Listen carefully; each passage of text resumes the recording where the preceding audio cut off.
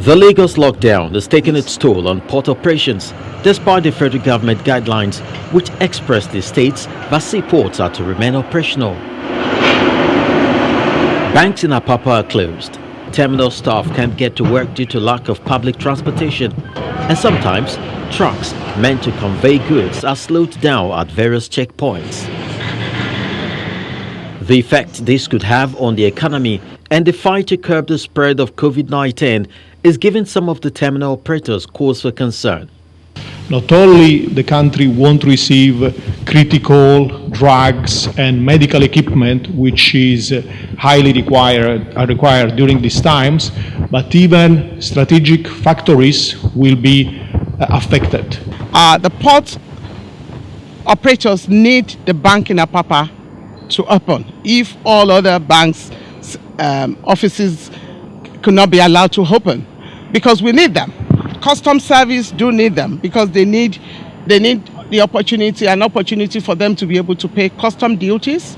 During a compliance monitoring visit to some of the terminals, the Executive Secretary of the Nigerian Shippers Council, Hassan Bello, says efforts are being put in place to keep the ports running. And so far so good. I think there is not optimal, but somehow some port operations. We cannot afford to close down the port. It's critical to our economy.